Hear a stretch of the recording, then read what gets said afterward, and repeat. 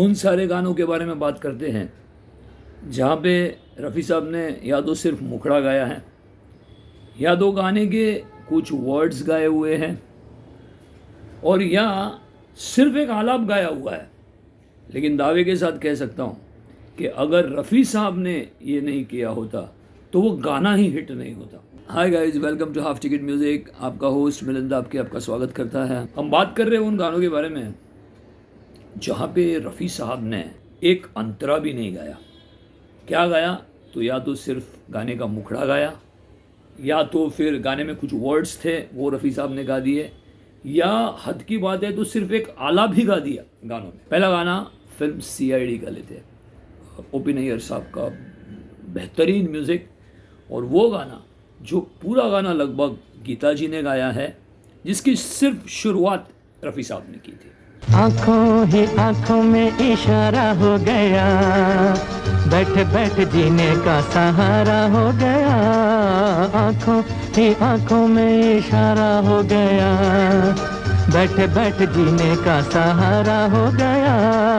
आंखों ही आंखों में। इस गाने के 4 अंतरे हैं, ये चारों के चारों गीता जी ने गाए हैं। आपको एक मिसाल के तौर पे आप स्टार्टिंग सुना देता हूँ।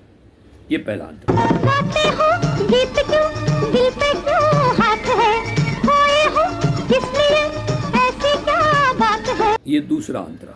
चलते हो झूम के, बदले है चाल भी, नैनों में रंग है, बिखरे हैं बाल भी। और ये तीसरा अंतरा। अपना जोर है, अपना वो शोर है, हमको है सब पता, दिल में जो चोर है। और इस गाने का ये चौथा अंतरा। कैसा ये प्यार है, कैसा ये नाज है, हम भी तो कुछ सुने, हमसे क्या राज है। हर अंतरा जब खत्म होता है तो रफ़ी साहब वही मुकड़ा बार बार दोहराते हैं। ये हाल कब से तुम्हारा हो गया। आंखों ही आंखों में इशारा हो गया, बैठ बैठ जीने का सहारा हो गया।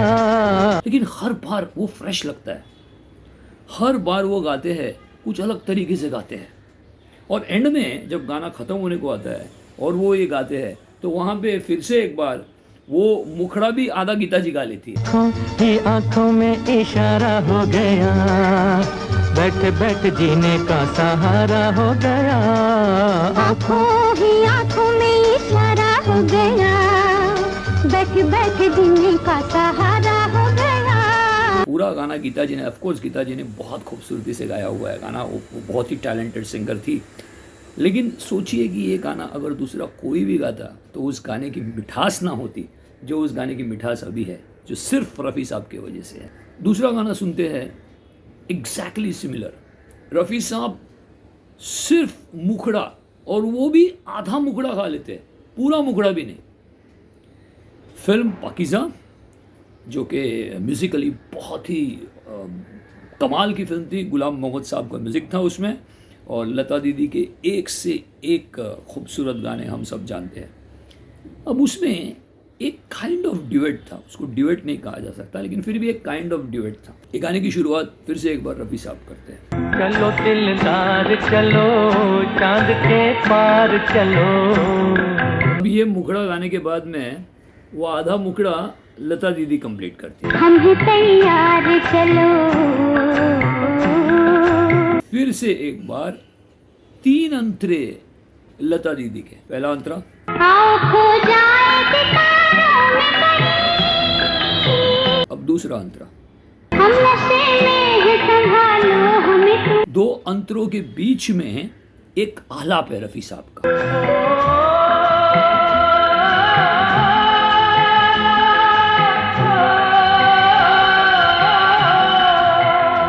लता दीदी का ये तीसरा अंतरा। जिंदगी खत्म भी हो जाए अगर।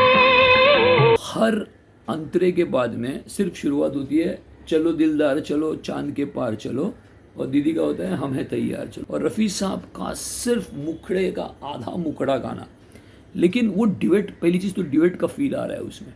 तो ये थे जहाँ पे रफ़ी साहब ने एटलीस्ट मुखड़ा गाया था, पूरा या आधा। अब आपको लेके चलता हूँ उन 2 गानों की तरफ जहाँ पे रफ़ी साहब ने तो सिर्फ गाने के कुछ लफ्ज़ गाए हुए। फिल्म आई थी अकेली मत जाइयो 1963 में, जिसमें राजेंद्र कुमार जी और मीना कुमारी, मदन मोहन साहब का म्यूज़िक था। अभी इसमें लता दीदी का गाना था, ये तो कहो कि कौन हो तुम। इस गाने में स्टार्ट का जो हमिंग है वो रफ़ी साहब ने पहले गाया हुआ है। ला ला ला ला ला ला ला ला ला ला ला ला ला ला ला ला। उसके बाद में लता दीदी के सारे अंतरे हैं। ये तो कहो कौन हो तुम, मेरी बहार तुम ही तो नहीं। और उन दो अंतरों के बीच में रफ़ी साहब सिर्फ yes my darling, yes my darling उतना ही गाते हैं और कुछ नहीं गाते। Yes my darling, yes my darling, yes my darling हो। अभी मैं उन दोनों अंतरों के बीच का वो यस माय डार्लिंग आपको दिखा देता हूँ। उसमें भी देखो क्या कारागिरी, क्या कमाल रफ़ी साहब ने की है। Yes my darling, yes my darling, yes my darling हो। पूरा गाना लता दीदी का है। वो इंसर्शंस है जिसको आप एडलिब्स बोल सकते हैं, जो भी बोलना है आप बोलिए। एडलिब्स भी नहीं है एक्चुअली सही तरीके से। वो इंसर्शंस जो है वो सिर्फ यस माय डार्लिंग के रफ़ी साहब ने गाए हैं। और फिर से एक बार प्रूव होता है कि दूसरा कोई गाता तो गाने की मिठास कम हो जाती है। फिल्म मेरे सनम का ओ.पी. नैयर साहब का म्यूज़िक, आशा पारेख जी के ऊपर वो गाना है। हाजी हाजी हाजी अरे हाजी बाबा, मेरे सनम से मेरे मिलने का वादा। ये थोड़ा सा एक अरेबिक स्टाइल में उसकी कंपोजिशन की गई है। तो आशा ताई गाना चालू करती हैं। हाजी हाजी हाजी अरे हाजी बाबा, मेरे सनम से मेरा मिलने का वादा। आशा ताई का मुखड़ा होने के बाद में रफ़ी साहब ने वही हाजी बाबा एक पर्शियन स्टाइल में, एक अरेबिक स्टाइल में रफ़ी साहब ने वो गाया हुआ है। हाजी बाबा, हाजी बाबा। और यही हाजी बाबा हर आशा ताई के अंतरे के बाद में रफ़ी साहब गाते हैं। कि आशा ताई के उस गाने के बाद में वो जो एक हॉन्टिंग स्टाइल में रफ़ी साहब गाना गाते हैं हाजी बाबा, मतलब गाना ऑफ कोर्स खूबसूरती से गाया है, आशा ताई है ऑफ कोर्स, कोई इसमें शक नहीं है। लेकिन जब रफ़ी साहब ने उसको वो हाजी बाबा गाया है, उसकी जो एक ऊंचाई है वो अपने आप से बढ़ जाती है। अब उन गानों के बारे में बात करते हैं जहाँ पे रफ़ी साहब ने ना मुखड़ा गाया है, ना कोई वर्ड्स गाए हैं, सिर्फ आलाप। उस गाने में सिर्फ आलाप रफ़ी साहब ने गाया हुआ है। शमशाद जी उस दौर की बड़ी प्लेबैक सिंगर, और साथ में लता दीदी। शमशाद जी लता दीदी का वो लगभग ड्यूएट है। दूर कोई गाए धुन ये सुनाए, तेरे बिन चलिया रे बाजे न मुरलिया रे। एक अंतरा लता दीदी ने गाया है। आँख भर आए जल बरसाए, तेरे बिन चलिया रे बाजे न मुरलिया रे। नौशाद साहब का म्यूज़िक है। फिल्म बेजुबावरा। अंतरे ख़त्म होने के बाद में रफ़ी साहब ने सिर्फ आलाप गाया हुआ है उस गानों में। लता मंगेशकर, शमशाद बेगम, इतने धुरंधर आर्टिस्ट के सामने अगर किसी को आलाप भी गाना है तो वो कौन गा सकता है? क्या उस आलाप में भी वो ताकत थी? अगली फिल्म है फिर से एक बार नौशाद साहब का म्यूज़िक, दिलीप साहब और वैजंती माला जी। फिल्म है लीडर और गाना गाया था आशा ताई ने। दैया रे दैया लाज मोहे लागे, पायल मोरे बाजे सासु मोरे जागे। 3 अंतरे पूरे के पूरे आशा ताई ने गाए हुए हैं और हर अंतरे के बाद रफ़ी साहब का आलाप है जो दिलीप साहब के ऊपर फिल्माया गया है।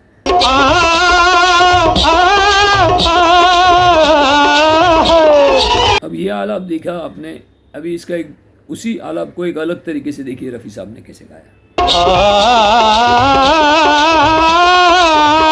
ये सारे गाने जो सुनाए मैंने उसमें म्यूज़िक डायरेक्टर्स देखिए आप, सारे ही दिग्गज, ओ.पी. नैयर साहब, नौशाद साहब, मदन मोहन जी, गुलाम मोहम्मद साहब, एक से एक म्यूज़िक डायरेक्टर्स। अब इन सारों का तो विजडम तो ज़रूर कुछ है कि ऐसे नहीं कि एक छोटा सा पार्ट है या ये सिर्फ एक मुखड़ा है या एक सिर्फ आलाप है तो किसी और से गवाओ।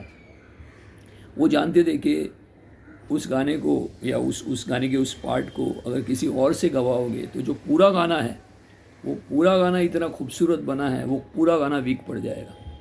ये अच्छी तरह से समझ इन म्यूज़िक डायरेक्टर्स में थी, तभी तो कि ये चाहे इतना ही छोटा सा क्यों ना गाना हो, चाहे आला भी क्यों ना गाना हो, वो जानते थे कि उसके लिए सिर्फ और सिर्फ रफ़ी साहब ही लगेंगे।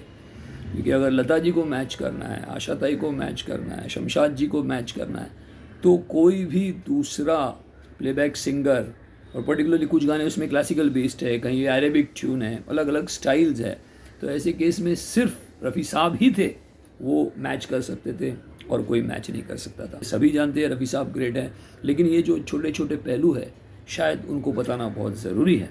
तो गाइस, जैसे आपको अगर पसंद आता है तो हाफ टिकट म्यूज़िक को आप सब्सक्राइब कीजिए, इस वीडियो को शेयर कीजिए ताकि रफ़ी साहब के इन पहलुओं के बारे में सबको ज़्यादा से ज़्यादा पता हो सके। And thank you very much.